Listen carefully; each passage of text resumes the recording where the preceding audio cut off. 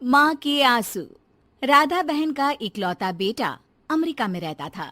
एक दिन राधा बहन का किराएदार कहता है, अरे माँ जी अकेली बैठी रहती हैं, बेटे के पास क्यों नहीं चली जाती? अरे कैसे चली जाऊं, नई नई शादी हुई है। अभी तो थोड़ा बहू के साथ समय बिताएगा, तभी तो दोनों के बीच समझ बढ़ेगी ना। अरे कैसी बात कर रही हैं माँ जी, समझ बढ़ाने के लिए 5 साल काफी होते हैं।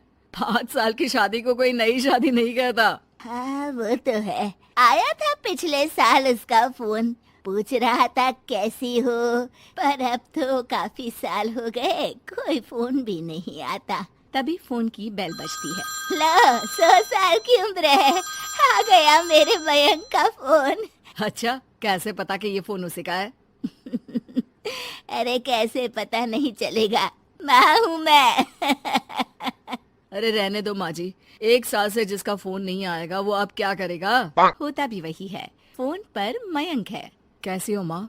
अरे बेटा तेरी आवाज सुन ली, अब तो मौत भी क्यों ना आ जाए, बहुत याद आती है बेटा। माँ मैं वो ऑफिस में था। अच्छा माँ, वो रीना बोल रही थी कि तुम अकेली रहती हो इंडिया में, वो ठीक नहीं है। अब बुजुर्ग भी तो हो रही हो, अकेले पकाना खिलाना, वो चाह रही है कि अब तुम यहीं आ जाओ, हम लोग साथ रहते हैं ना। राधा बहन की आंख से पानी गिरने लगता है, वो कुछ नहीं बोल पाती। माँ हेलो, सुन रही हो ना माँ? हाँ बेटा, तेरे साथ रहूंगी, सुबह शाम तुझे देखूंगी, और क्या जीवन में है तेरे पापा के जाने के बाद। तभी बीच में बेटा माँ को रोक देता है। हाँ हाँ ठीक है माँ, तो मैं आता हूँ अगले हफ्ते तुम्हें लेने के लिए। राधा बहन को तो मानो बुढ़ापे में किसी ने पंख दे दिए हो, उड़ी जा रही थी पूरे मोहल्ले में। अरे वो मयंक आ रहा है, अब तो अमेरिका जा रही हूँ मैं, वहीं रहूंगी। अच्छा है मौसी, आपका जीवन देखकर तो मुझे भी रोना आ जाता था। कोई बात नहीं मौसी, देर से ही सही, सब अच्छा होने वाला है अब। राधा बहन दौड़ दौड़ कर सामान ला रही थी। अरे इतना सामान तो 2 साल में भी कभी नहीं खरीदा जो 2 दिन में लिए जा रही हो मौसी। अरे बेटा आ रहा है ना अमेरिका से। अच्छा अच्छा, तो पकवान बनाने की तैयारी चल रही है? हाँ बिल्कुल, उसको बेसन के लड्डू बहुत पसंद है। रात भर भूनना तलना ये सब प्रोग्राम चलता रहता है राधा बहन के घर में। और फिर वो दिन भी आ जाता है जब बेटा घर आता है। कौन? माँ मैं मयंक, ये घर का क्या हाल बना रखा है, न सफाई न धुलाई, कैसा लग रहा है ये घर? घर तो ऐसा ही था बेटा, हमेशा से, बस तू थोड़ा कमजोर लग रहा है। क्या हुआ बेटा?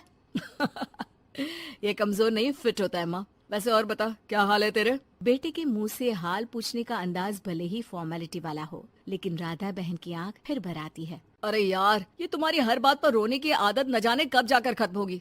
सही कहती है रीना तुम्हारे लिए। रीना बहू क्या कहती है मेरे लिए? यही के बस यही एक आदत है तुम्हारी माँ की, इमोशनल ब्लैकमेल। अरे यार अब इसमें रोने की क्या बात है?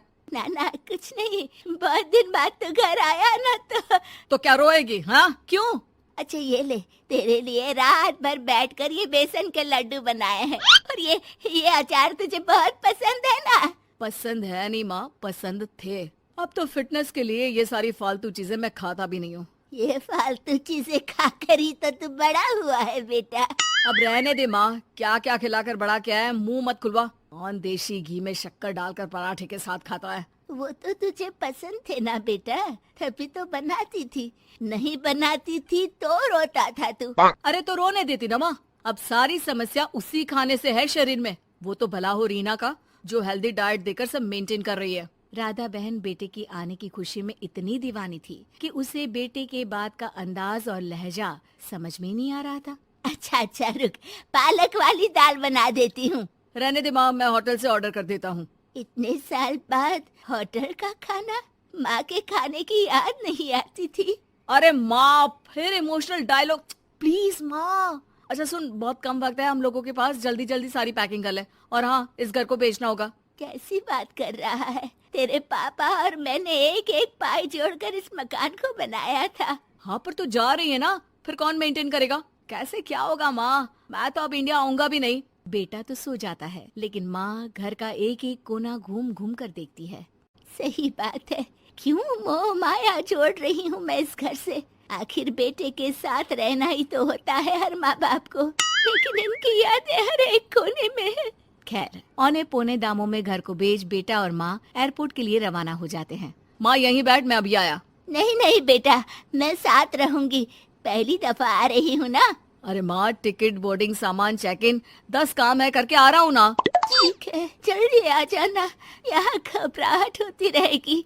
बेटा माँ को समझाकर चला जाता है। माँ बैठी रह जाती है लेकिन बेटा आता ही नहीं। एयरपोर्ट के लोग बताते हैं कि इस नाम का लड़का तो कब का अमेरिका की फ्लाइट लेकर उड़ चुका है। माँ किसी तरह अपने बीके हुए मकान में ही आ जाती है। मुझे कुछ दिन रहने दो, पता नहीं क्या हुआ, हो सकता है कोई मजबूरी हो बेटे की। नया मकान मालिक कहता है। अरे माँ जी, कमरा तो मैं आपको दे दूँ, पर भाड़े का क्या? पति की पेंशन भी है भैया। ठीक है, आप आराम से रहिए, लेकिन एक बात बताइए, आप किसी रिश्तेदार के घर क्यों नहीं चली जाती? अरे कैसी बात कर रहे हैं आप, मेरा बेटा कभी भी आ सकता है। अगर मैं उसे यहाँ नहीं मिली तो